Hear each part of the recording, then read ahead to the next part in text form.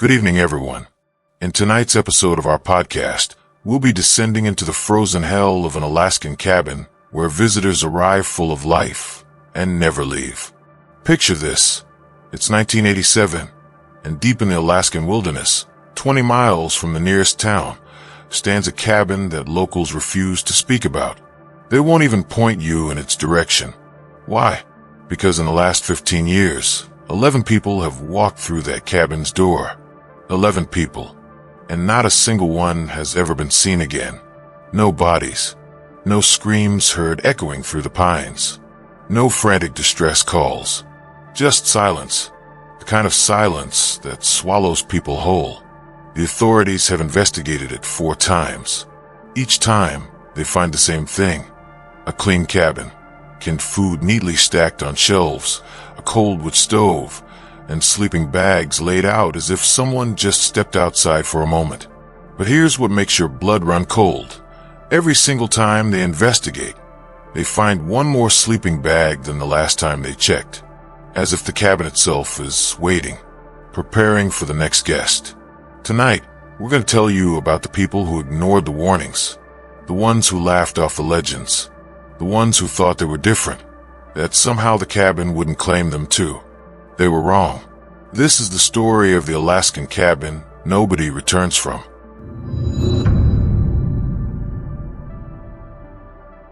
I still get chills when I think about that winter. Not the kind you shake off with a heavy coat or a hot cup of coffee. The kind that lives in your bones. That wakes you up at 3 in the morning drenched in sweat even though your room is freezing. The kind that makes you question everything you thought you knew about what's possible in this world. My name is Bennett, and what I'm about to tell you happened in the winter of 2019, deep in the Alaskan wilderness, in a place that I pray to God has been swallowed by the forest by now. I was 26 back then, working as a wildlife photographer for a magazine based out of Anchorage. It was good work. The kind that let me disappear into the wilderness for weeks at a time with nothing but my cameras and my thoughts. I'd always been comfortable in isolation, preferred it even. Cities made me anxious with all their noise and crowds and constant motion. Out there, in the silence of the snow-covered forests, I could finally breathe. Or at least, that's what I used to think before I learned that some silences aren't peaceful. Some silences are waiting. The assignment seemed simple enough. My editor, a gruff man named Tom who'd been doing this for 30 years, wanted shots of the northern lights over some of the more remote regions of the Brooks Range. But he'd also mentioned something else, almost as an afterthought during our last call before I headed out. There was an old cabin about 40 miles northeast of Wiseman, he said. It had been abandoned for decades, maybe longer. The magazine was considering doing a piece on forgotten homesteads, the ghosts of Alaska's past, and he thought some atmospheric shots might work. He sent me the coordinates, told me the cabin had an interesting history, and left it at that. I should have asked more questions. I should have wondered why he was so vague about that history, why his voice got quiet when he mentioned the place. But I didn't. I just loaded up my gear, packed enough supplies for 3 weeks, and headed out in my truck with the snowmobile strapped in the bed. The drive up to Wiseman took 2 days. I stopped at a small supply store on the edge of town to grab some extra batteries and fuel canisters.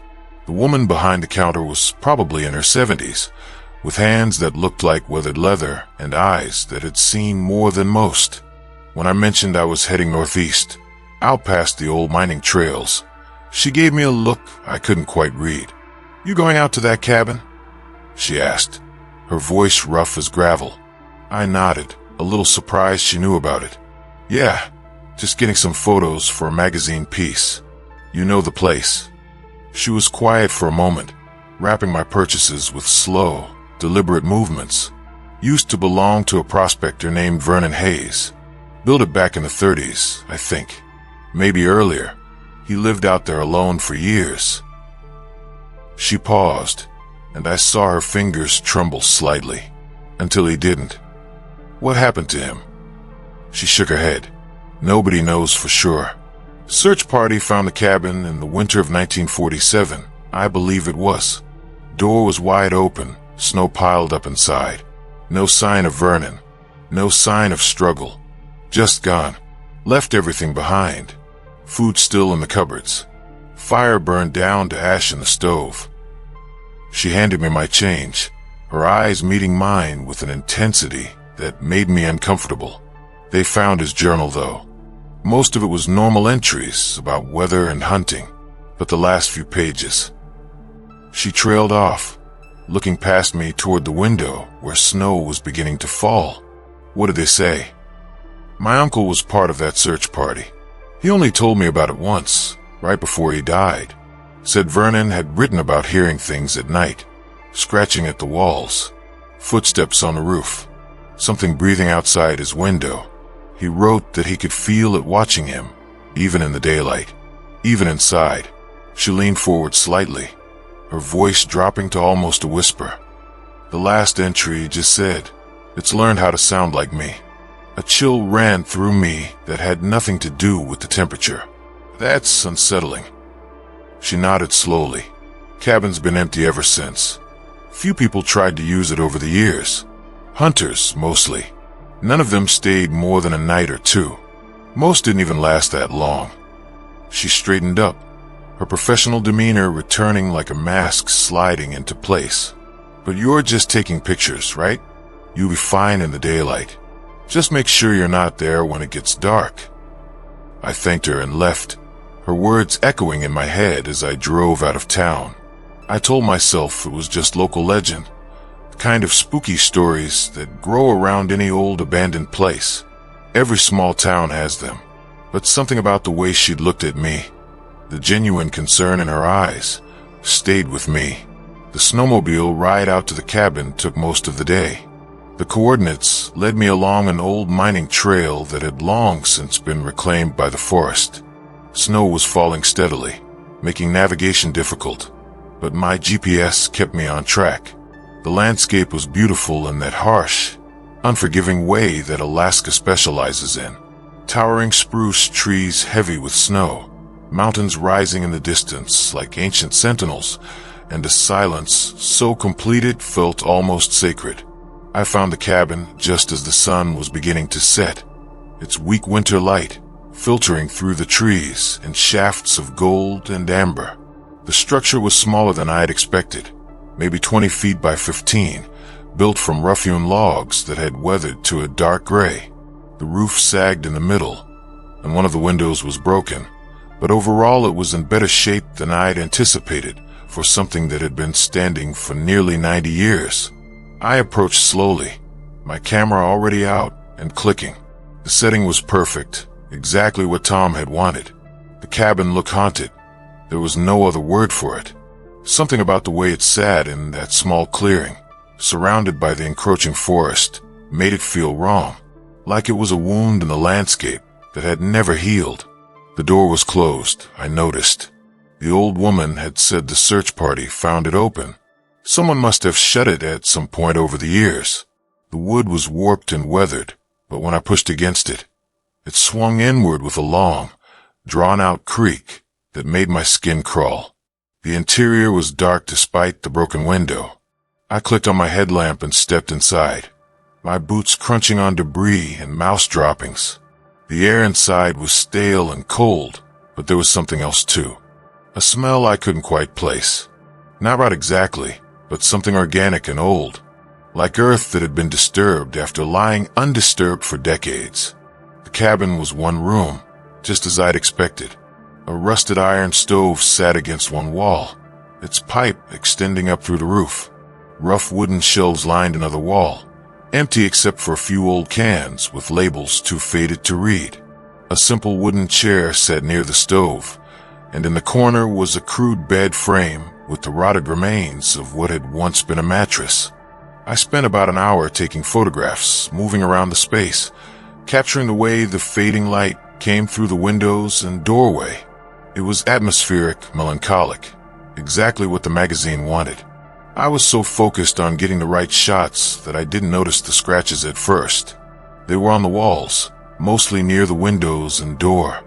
Deep gouges in the wood, running in parallel lines. For lines, like fingers, or claws. They covered almost every surface near the openings of the cabin, some of them cutting so deep into the wood that splinters jutted out. I photographed them, thinking they'd add to the eerie atmosphere of the piece, but something about them bothered me. They weren't random. They seemed frantic, desperate. The sun was almost down by the time I finished. I planned to camp about a mile away from the cabin, wanting to get shots of it in different lighting conditions over the next few days. As I turned to leave, my headlamp swept across something I'd missed before. On the floor near the bed, partially hidden by debris, was a small leather-bound book. Vernon Hayes's journal. It had to be. I picked it up carefully. The leather was cracked and brittle, but the book was intact. I shouldn't have opened it. I should have left it there, walked out of that cabin, and never looked back. But I didn't. I opened it to a random page, curiosity getting the better of me. The handwriting was small and cramped. The ink faded to a rusty brown. The entry was dated March 15th, 1947. Just one paragraph. It stood outside my window again last night, tall enough that its head was level with the top of the frame, even though the window is 7 feet off the ground. It doesn't move like a man. Joints bend wrong. Too many of them. It pressed its face against the glass, and I saw what it really looks like under that skin it wears. God help me, I saw its real face. My hands were shaking as I flipped to the last page. The writing here was almost illegible, scrawled in what looked like panic. It spoke to me today, used my own voice, called to me from the woods. I heard myself screaming for help. But I'm here. I'm inside. That's not me out there. It's not me. It's learning. It's getting better at being me. Last night I heard it on the roof, practicing words. My words. My voice. If anyone finds this, if anyone reads this, don't answer if you hear someone calling. Don't open the door. It sounds so much like me now, I can barely tell the difference. The sun had set completely now. The cabin was dark except for my headlamp, and suddenly the shadows seemed deeper, more present. I shoved the journal into my pack and headed for the door, moving faster than I meant to, my heart rate picking up for reasons I didn't want to examine. That's when I heard it. A voice. Outside. Calling my name. Cole. Cole, are you in there? I froze in the doorway, every muscle in my body locking up. The voice was familiar. It sounded exactly like Tom, my editor. But that was impossible. Tom was in Anchorage, hundreds of miles away. There was no way he could be here. Cole, I need your help. My snowmobile broke down about a mile back. I saw your tracks and followed them. Jesus, it's cold out here. Can you help me? The voice was perfect. The cadence, the slight rasp, even the way Tom always said Jesus when he was frustrated. But I hadn't told anyone the exact location of this cabin. Tom didn't even know I was planning to visit it today. I stood in that doorway, my headlamp cutting a cone of light into the darkness outside, and I saw nothing. The clearing was empty. The voice had come from somewhere ahead, maybe 30 or 40 feet away, near the tree line. Cole, did you hear me?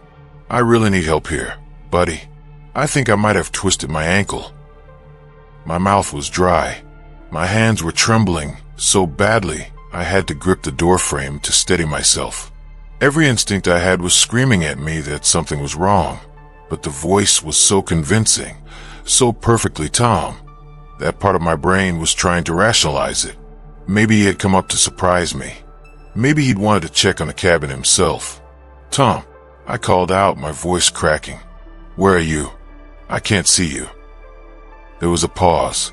Then the voice came again, but this time it was closer. Much closer. Maybe 15 feet away now, just beyond the reach of my light.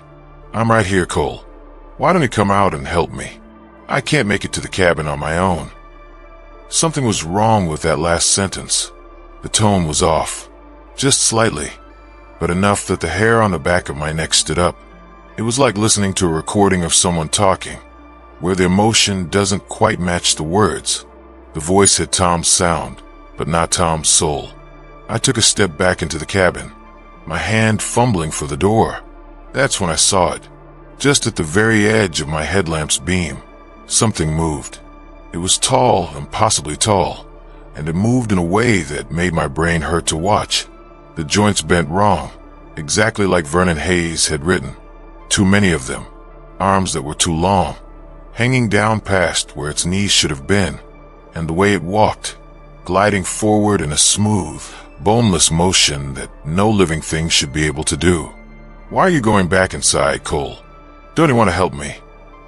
The voice was still perfect Tom, but now it was coming from that thing. I could see its shape more clearly now as it moved closer. It was roughly humanoid, but wrong in every detail. The proportions were off. The skin looked loose, like a suit that didn't fit quite right. And its face, Jesus Christ, its face. It didn't have features, not really. Just smooth skin stretched over a shape that suggested eyes and a mouth without actually having them. But as I watched, frozen in horror, that skin began to shift, to rearrange itself. And slowly, horribly, Tom's face emerged from that smooth canvas. His eyes, his nose, his mouth, perfect in every detail except for the fact that I could see how it had been constructed, like watching a sculptor work in fast motion with flesh instead of clay. There, it said in Tom's voice, the mouth moving now in sync with the words. Is this better? I've been practicing. Do I look right? I slammed the door. My hands were shaking so badly I could barely work the old latch. But adrenaline gave me strength I didn't know I had. I dropped the rusted metal bar into its bracket, just as something heavy hit the door from outside. The entire cabin shook. Dust and debris rained down from the rafters. Why won't you help me, Cole? The voice was different now. Still Tom, but wrong. Like a recording played at slightly the wrong speed. I came all this way to see you. To check on you. Don't you want to see me? Another impact against the door. Harder this time. I heard the wood crack. I stumbled backward, my headlamp swinging wildly around the interior of the cabin, and I saw those scratches on the walls with new understanding. Vernon Hayes had been trapped in here. He tried to claw his way out while that thing circled outside. I grabbed the old chair and wedged it under the door handle, knowing it wouldn't hold for long, but needing to do something, anything. My mind was racing. The snowmobile was outside, maybe 50 feet away. I'd have to make a run for it. But that thing was fast. I'd seen how it moved. And it was dark now. Completely dark except for my headlamp. I can smell you in there, the voice said. And now it wasn't Tom anymore. It was my voice. My exact voice, with the slight northwestern accent I'd grown up with. The way I always dropped the G's on words ending in inch. I can smell your fear, your sweat. I know what you taste like just from breathing the same air you breathe. Scratching sounds came from the walls, all around the cabin, on the roof. It was circling, testing, looking for a way in. I pressed myself against the far wall, between the stove and the bed frame, trying to keep the door and both windows in view. You know what I've learned, Cole? My voice continued from outside. I've learned that humans are so easy to imitate. You're all so similar under the skin. Same fears, same weaknesses, same meat. There was a wet, tearing sound, and then a moment of silence. When the voice came back, it was different again. Female. Young. Terrified. Please help me.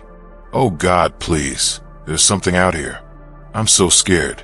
Please open the door. I clamped my hands over my ears, but I could still hear it. Could still hear it cycling through voices. Male and female. Young and old. Each one perfectly rendered. Each one begging to be let in. Then the scratching stopped. The voices stopped. The silence that followed was somehow worse than the noise had been. I waited, my heart hammering against my ribs, my breath coming in short gasps that fogged in the freezing air. Minutes passed. Maybe 10, maybe 20. I couldn't tell. My sense of time had fractured along with my sense of reality. Then I heard a new sound. A wet sliding noise, like something boneless squeezing itself into a small space.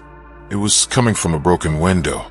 I swung my headlamp toward the sound just in time to see something oozing through the gap in the glass. Something pale and glistening, pushing itself through an opening that should have been far too small for anything larger than a raccoon.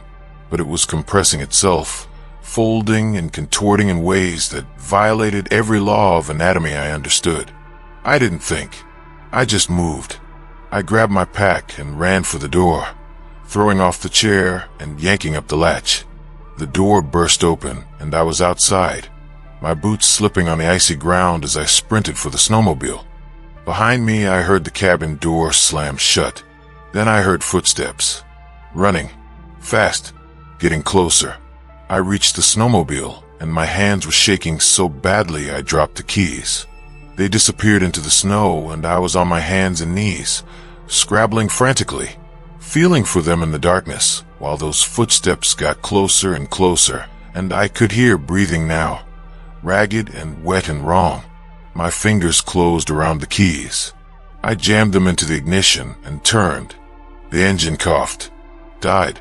Behind me, the footsteps stopped. I could feel it there. Right there. Close enough to touch. Found you, it whispered in my voice. I turned the key again. The engine caught. I slammed the throttle and the snowmobile lurched forward, just as something grabbed at my pack. I felt the straps tear, felt something cold and wet brush against the back of my neck. And then I was moving, the snowmobile's headlight cutting through the darkness as I raced back along the trail. I didn't look back. I couldn't, but I heard it chasing me. For the first 100 yards, I heard it running behind me, impossibly fast, keeping pace with the snowmobile. Then its footsteps changed. They got lighter, faster, and I realized with cold horror that it wasn't running on the ground anymore. It was running through the trees, leaping from trunk to trunk, pacing me. I pushed the snowmobile to its limit, the engine screaming, branches whipping past my face. I had no idea if I was still on the trail.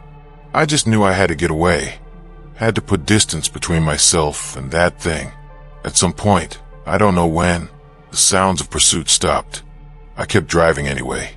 I drove for hours, until the snowmobile ran out of fuel somewhere south of Wiseman. Then I walked, half frozen and completely traumatized, until a ranger patrol found me on the highway the next morning. I told them my snowmobile had broken down. I told them I'd gotten lost and disoriented. I didn't mention the cabin. I didn't mention what I'd seen. Who would believe me? I quit my job a week later. I couldn't do it anymore. Couldn't go back into those remote places where the silence waits.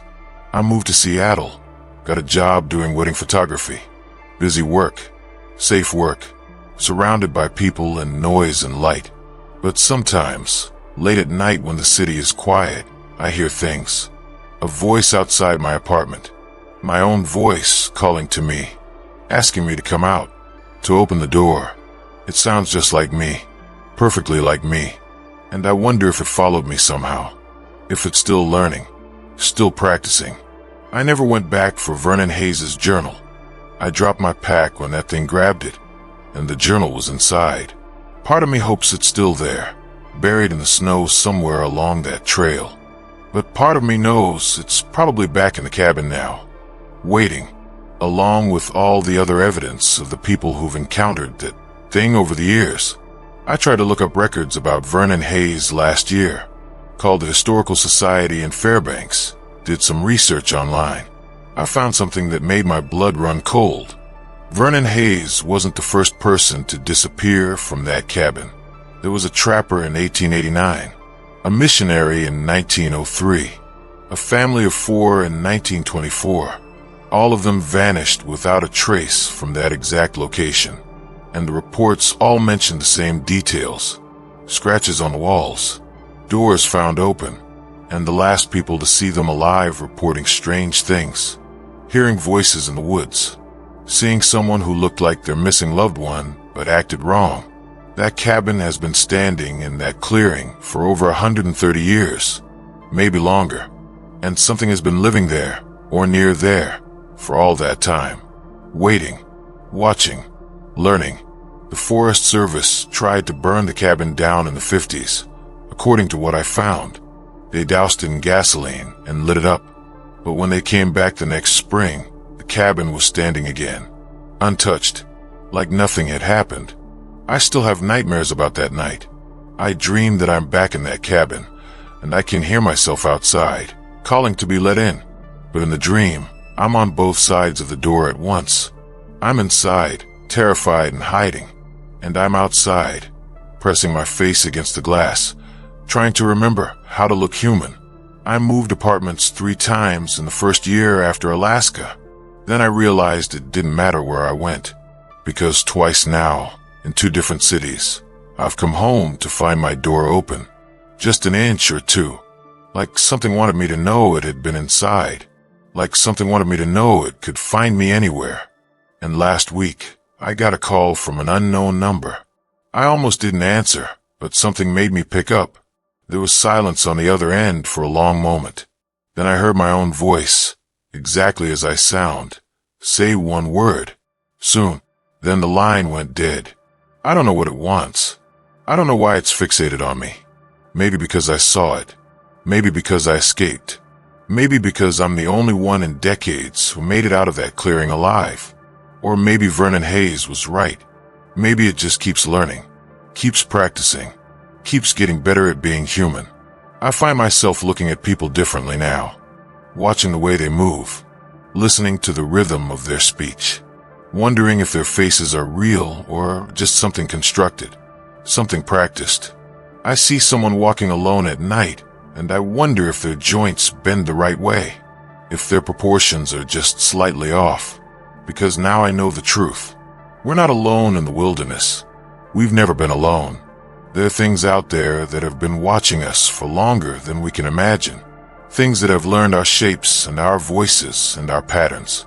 Things that can be us better than we can be ourselves. The cabin is still standing. I checked satellite images last month. Still there in that clearing, surrounded by trees, waiting for the next person who's curious enough or foolish enough to step inside. But it's not empty. It's never empty. Something lives there. Something old and patient and hungry. Something that's been perfecting its human disguise for over a century. And sometimes I wonder if Vernon Hayes really disappeared in 1947. Or if maybe, just maybe, he walked out of that cabin and back to civilization. Got a new job, a new life.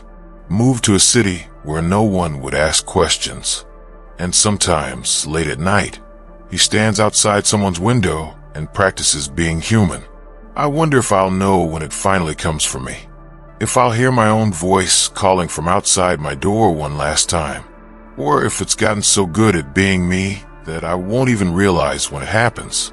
Won't even know that I'm not myself anymore. That's the thing that keeps me up at night. Not the fear of dying, but the fear that maybe I didn't make it out of those woods at all. Maybe I'm still there, in that cabin, and everything since then has been a dream, a simulation. The thing wearing my skin and living my life and thinking my thoughts while the real me rots in the Alaskan snow. How would I even know the difference anymore? All I know for certain is this. If you ever find yourself in the Alaskan wilderness and you see an old cabin in a clearing, walk away. Don't go inside. Don't take pictures. Don't touch anything. And if you hear a voice calling your name from the darkness, no matter how familiar it sounds, no matter how perfectly it mimics someone you know, don't answer, because it's not them. It's never them. And once it learned your voice, once it learned your face, it will follow you forever. I know because it's still following me. Even now, as I tell you this story, I can hear something outside my window, scratching, testing, learning, and it sounds exactly like me. I moved again 2 months ago. Didn't tell anyone where I was going this time. Not my family, not my few remaining friends, not even my landlord until the last possible moment. I paid cash for a small apartment in Portland, used a fake name on the lease. I know it sounds paranoid. Maybe it is paranoid. But when you've seen what I've seen, when you know what's out there, paranoia starts to feel like common sense. The scratching followed me anyway. It's always around 3 in the morning. That dead hour when the city finally goes quiet, when even the traffic sounds fade to almost nothing. I'll be lying in bed, staring at the ceiling, trying not to think about Alaska, and then I'll hear it. Soft at first. So soft I tell myself it's just a branch against the window, even though I'm on the 4th floor and there are no trees close enough to touch the building. Scratch, scratch, scratch. Always in sets of 4. Always the same rhythm. Like something remembering how fingers work. Last night was different though. Last night, I finally looked. I'd been lying there for maybe 20 minutes, listening to that sound, feeling my heart rate climb with each scrape against the glass. And I thought, what's the point of running if I never face this? What's the point of living like this, jumping at every sound, suspicious of every shadow? So I got up, walked to the window, and I looked. There was nothing there. Just the street below, empty and wet with rain. The building across from mine, dark except for a few scattered windows, still glowing with late-night insomnia or early shift work. The sky above, that ugly orange-gray color that city skies get at night. Nothing. I pressed my hand against the glass where I'd heard the scratching, and the window was cold. Normal cold. Not the bone-deep, unnatural cold I'd felt that night in the cabin. I let out a breath I didn't know I'd been holding and turned to go back to bed. That's when I saw the marks on the outside of the glass, exactly where I'd heard the scratching. There were 4 parallel lines, fresh ones. The condensation on the window had been disturbed in 4 neat tracks, like something had dragged its fingers down the pane. But I'm on the 4th floor. There's no fire escape outside my window. No ledge. Nothing that could support the weight of a person. I didn't sleep the rest of the night. I've started researching. I know it's probably useless. Probably just making things worse. But I can't help it. I need to understand what that thing is. Where it came from. If there's any way to stop it. The internet is full of stories, if you know where to look. Forums dedicated to cryptids and unexplained encounters. Most of it is garbage, obvious fakes, or people who've watched too many horror movies. But buried in all that noise, there are stories that ring true. Stories that have the same details mine has. There's a report from 1978 about a hunting party in northern Canada. 3 men went into the woods. Came out. They didn't notice at first. It was only when they got back to their truck that one of them realized there were too many of them. They couldn't figure out which one was the extra. They all had the same memories, the same gear, the same everything. So they drove back to town, all 4 of them, and went to a bar. The bartender called the police because all 4 men had the same ID, the same name, the same face, perfect copies. By the time the police arrived, one of them was gone, just walked out and disappeared. The other 3 were found dead in their homes over the next year. Different causes. Heart attack, car accident, fall down the stairs. But people who saw the bodies said they all had the same expression, like they'd seen something that broke them. There's another story from Russia in the 1960s. A research station in Siberia. The team stopped responding to radio calls. When they sent people to investigate, they found all 6 researchers still there, still alive, still working. But something was wrong. They couldn't articulate what at first. The researchers seemed fine. They knew all the right answers to personal questions. They had the same mannerisms, the same speech patterns. It was only after the rescue team brought them back that they noticed the researchers never blinked. Not once.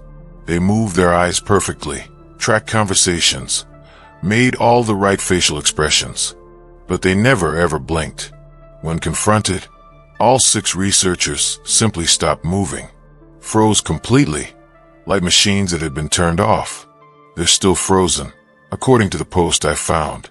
Kept in a facility somewhere outside Moscow. Still breathing, still warm, but completely motionless. Like they're waiting for something. And there's Vernon Hayes, of course. I found more about him. His family reported him missing in March of 1947. But here's the thing that made my skin crawl. Vernon Hayes was seen in Fairbanks in June of that same year. Multiple people confirmed it. He was working at a hardware store, living in a boarding house, acting completely normal. But when the police tried to question him about his disappearance, about the cabin, he ran, just bolted out of the store and disappeared into the surrounding wilderness. They found his body 3 days later, about 5 miles outside of town. Cause of death was listed as exposure, but the coroner's report had some notes that the family managed to get copies of. The body was wrong. That's what the coroner wrote. Proportions inconsistent with known human anatomy. Bone structure anomalous. Evidence of rapid cellular degradation post-mortem unlike any natural process. They buried him anyway, in an unmarked grave outside the town cemetery. And 2 weeks later, the grave was empty. Something had dug its way out from the inside. I found the location of that grave. I don't know why I looked for it. Maybe I thought it would give me answers.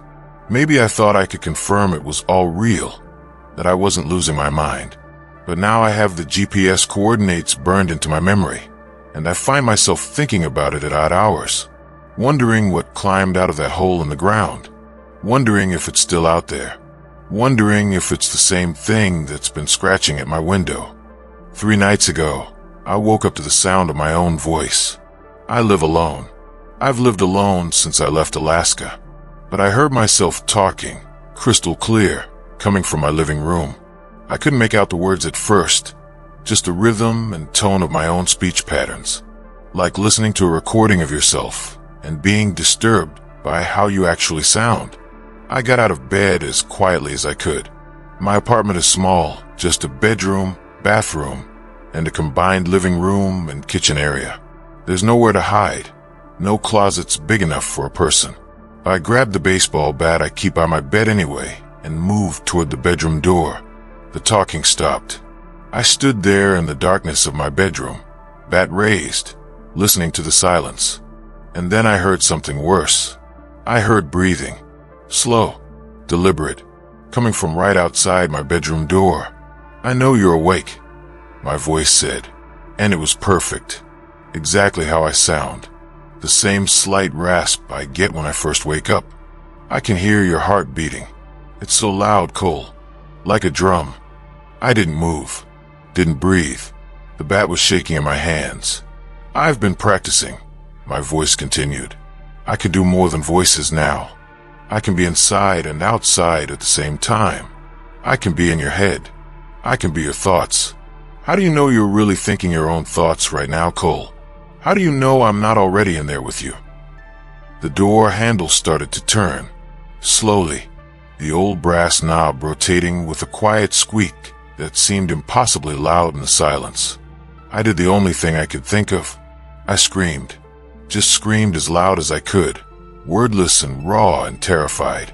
And I heard doors opening in other apartments, heard my neighbors shouting, asking what was wrong, heard someone say they were calling the police. The door handle stopped turning, the breathing stopped, and when I finally worked up the courage to open the door, my apartment was empty. The front door was still locked from the inside.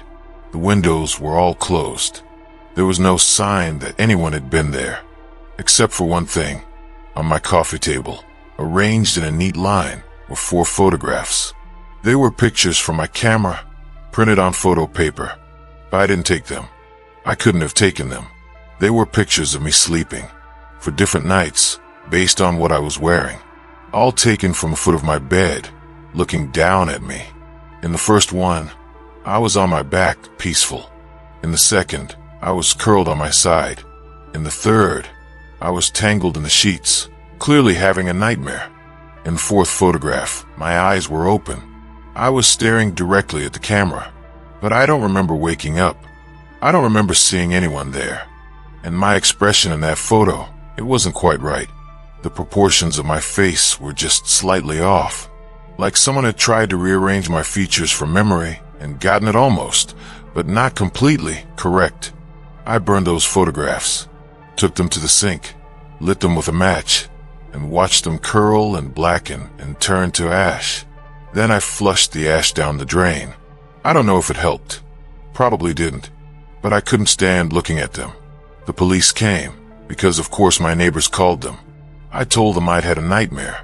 They checked my apartment, found nothing, and left with barely concealed annoyance at having their time wasted.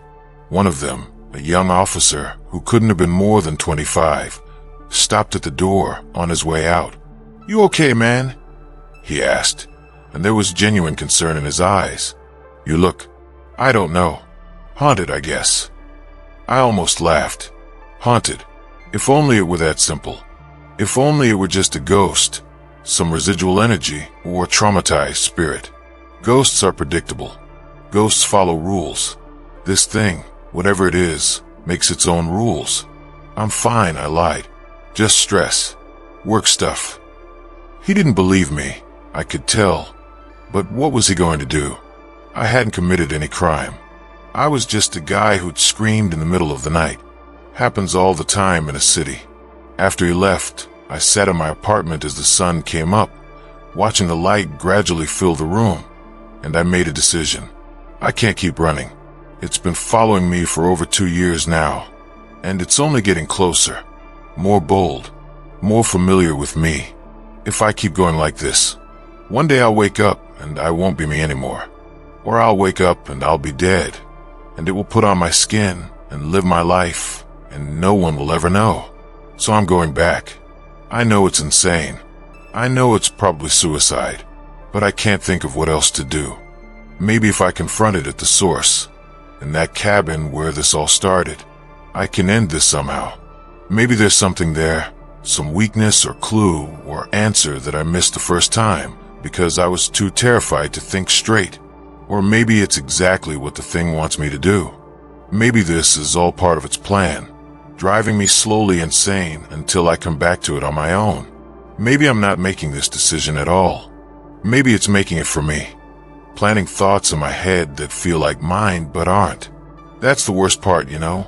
The uncertainty. Not knowing where you end and it begins. Not being able to trust your own mind. I leave tomorrow. I've got a one-way ticket to Fairbanks, and I've rented a truck. I'm bringing cameras this time. Multiple cameras with night vision and motion sensors. I'm bringing weapons too, for all the good they'll probably do. Guns, knives, flares, anything I can think of. I'm bringing Vernon Hayes' coordinates, the exact GPS location of that cabin. And I'm bringing a journal of my own. If I don't come back, if someone finds this recording or reads these words someday, at least there will be a record. At least someone will know what happened. I've been recording all of this, speaking it into my phone. Try to get every detail down while I still can, while I still remember who I am. Because I have this terrible feeling that once I go back to that cabin, once I step foot in that clearing again, I might not come back as myself. Last night I had a dream. At least, I think it was a dream. I was standing in front of the bathroom mirror, brushing my teeth. Just a normal nightly routine. But when I looked up at my reflection, it wasn't quite moving in sync with me. Just a fraction of a second behind. And its smile was wrong. Too wide. Too many teeth. "Soon," it said, my voice coming from my reflection's mouth. "Soon you'll understand. Soon you'll be ready." Ready for what? I asked, and even in the dream I was terrified. "To stop being you," it said. "It's so much easier. You'll see. Being human is exhausting, isn't it? All those thoughts, all those fears, all that wondering and worrying and trying to figure out what's real. Wouldn't it be nice to just stop? To be simple again? To just be hunger and patience and the perfect imitation of life?" I woke up with the taste of toothpaste in my mouth. The bathroom light was on, and there was toothpaste on the mirror, smeared in 4 parallel lines. I don't know how much longer I can hold on to myself. I don't know if the person boarding that plane tomorrow will really be me, or if it'll be something wearing my face, following the commands of something ancient and patient and utterly inhuman. But I have to try. I have to know, because the alternative is spending the rest of my life running, looking over my shoulder, wondering which of my thoughts are mine, and which ones are being whispered into my head by something that's learned to think like me. The cabin is waiting. It's always been waiting. Vernon Hayes knew it. All those others who disappeared knew it. And now I know it too. Whatever happens next, whatever I find in that clearing in the Alaskan wilderness, I want you to remember something. If you ever hear about Cole Bennett again, if you ever see news reports or social media posts or anything with my name attached to it after this, look closely. Look at the eyes. Look at the way the person moves. Look for joints that bend just slightly wrong, because it might not be me anymore. It might never have been me at all. I'm leaving my phone with a friend, set to upload this recording automatically if I don't check in within 2 weeks. If you're hearing this, it means I didn't come back, or I came back as something else. The scratching at my window has stopped. It stopped as soon as I decided to go back. Like it knows, like it's waiting for me now, patient and hungry and perfect in its imitation of human anticipation. 3 a.m. Always 3 a.m. I'm sitting here in the darkness, and I can hear my own voice outside my door one last time, singing softly. It's a song my mother used to sing to me when I was a child. A lullaby I haven't thought about in 20 years. How does it know that song? How does it know me better than I know myself? I guess I'll find out soon enough. If you ever find yourself in the wilderness, and you see a cabin that shouldn't be there, walk away. If you hear voices in the darkness, voices of people you know and love, don't answer. Don't investigate. Don't try to help, because they're not real. And if you help them, you'll become just as unreal as they are. I'm going now, back to where it all started. Back to that clearing and that cabin and that thing that's been wearing human faces for longer than anyone knows. Maybe I'll find answers. Maybe I'll find an ending. Or maybe I'll just find out what it feels like to stop being human. Either way, this is Cole Bennett, signing off. And if you ever meet someone who says they're me after this run, just run and don't look back. Because it won't be me. It's never really me anymore.